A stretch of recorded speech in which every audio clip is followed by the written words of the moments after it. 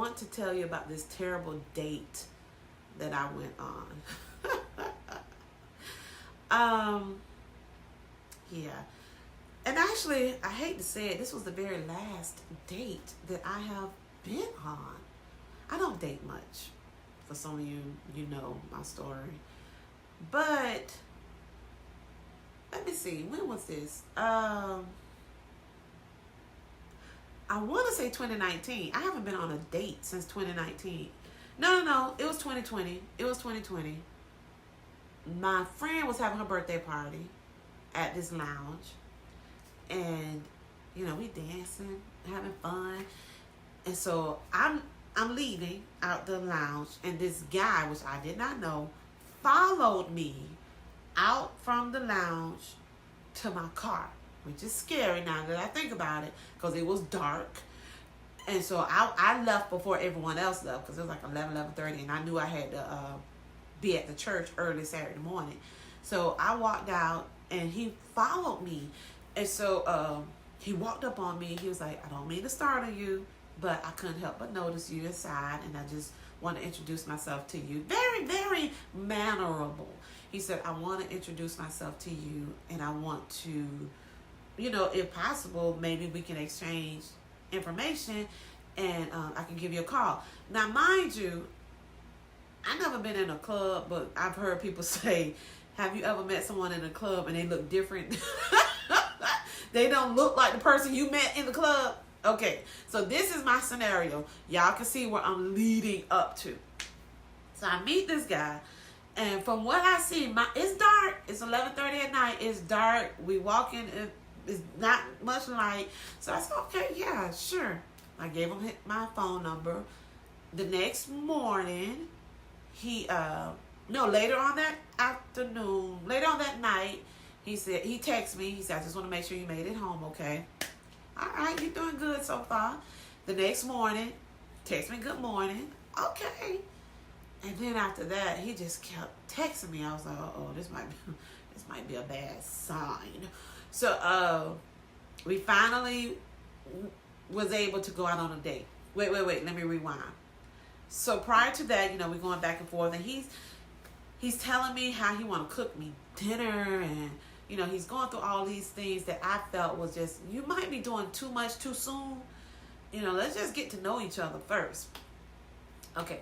But then I started noticing something. I started noticing that he only called me through the day, or tried to reach out to me through the day. But in the evenings, you know, when I'm home, when I'm relaxing, 6, 7 o'clock, 7, 8, 9 o'clock, he's unavailable. So I was like, okay. I asked him, I said, are you married? He was like, no. Why you ask me that? I said, because during the day you're free, but in the evening hours it seems as if you cannot be reached. Oh, that's because I own my own security company, and I have high-end clienteles. I have celebrities that I have to guard. You know, they hire my security company. So, you know, I've done work for Tyler Perry. He started naming all these people. So my job really starts at night. I can get that. I can understand that. Okay, fine. That's okay. Just wanted to know. And so that following weekend, he told me, he said, well, we got to find time to go out. I said, but I have to go out of town for a couple of days, so you won't hear from me in a couple. So, no, he said, I got to go out of town. That's okay. So I tested it. I'm telling you, ladies, there are certain things you want to look for, even men, because there's some women out there cheating on their husbands. So I reached out to him on a Saturday. He didn't reply back. You know, I kind of did like, hey, I hope you made it okay and have fun on your trip. So he never responded, didn't say thank you, appreciate it, nothing. That Sunday I didn't hear from him. That Monday I didn't hear from him. That Tuesday morning I heard from him. So I was like, are you sure you're not married? Why you keep asking me that? Well, because you went on vacation, well, wherever you went out of town, and it only takes 2 seconds to reply back, thank you, unless you're with your family, your wife and family, while you're on out of town, that you can't reply nothing. I told you the type of job I got. Now, this is how you know you're dealing with a narcissist. They know how to flip it and make it seem like you, hey, if it's gonna be like this, you gotta let me know up front, because I can't deal with a woman with insecurities or low self-esteem. What? I said, well, let me get this straight. Because I asked you a question, you surmised that I have low self-esteem and insecurities? And so he was like, yeah, because I told you what type of work I do. I said, but you didn't tell me you was going out of town on a business trip. You just said you was going out of town. I said, and it ain't that serious for me. So, hey, if you think I'm an insecure woman, if you think that I have low self-esteem, by all means, you don't ever have to talk to me again. I'm good. Oh, the tables turned then. Oh, no, baby, no. I mean, I want to get to know you. No, I want to get to know you. I said, okay, so do you realize that an insecure woman, a low self-esteem woman, would never just be willing to walk away? Because she's going to try to prove her case to you. But for me to tell you it doesn't matter. It ain't all that. It ain't that serious for me. So he's like, no, I'm just saying. You know, you got to understand. No, I do not, because we're not there yet. So I said, okay. So he said, let's have lunch. Let's have lunch. And we can even talk about this over lunch. Okay. All right. So we went to lunch. Took me to a nice Japanese restaurant. And but the entire time that we were at lunch, he was on his phone. And this is what he was telling me. Oh, wait. Let me echo what I first said about the person not looking like they looked when you first gave them your phone number.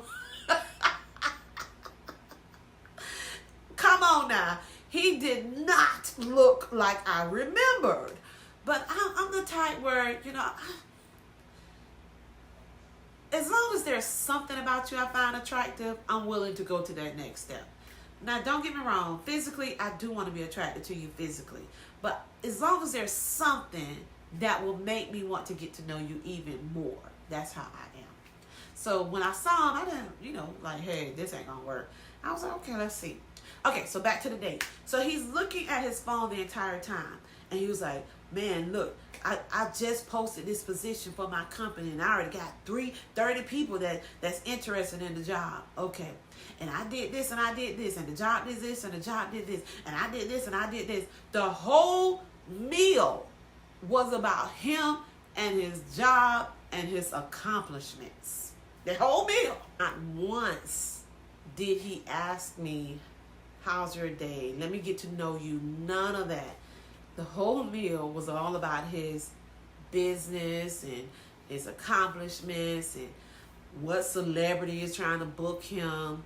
And so I'm just sitting there eating my meal, because it was a good meal, because I love Japanese restaurant. So it was really, really good.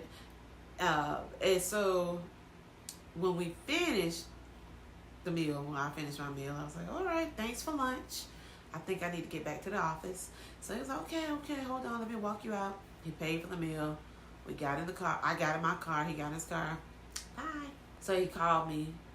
He was like, you know, I'm just sitting here thinking about some things. And like I said, a narcissist will always make you feel like it's your fault.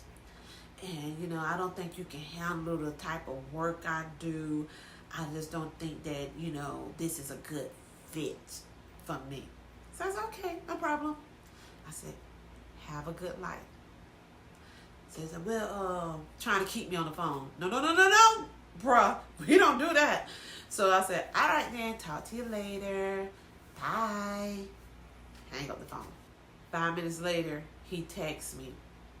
You know, even though we're not compatible for a relationship, I do feel like we are sexually compatible. So what I'm thinking is we can have an arrangement where we can have sex.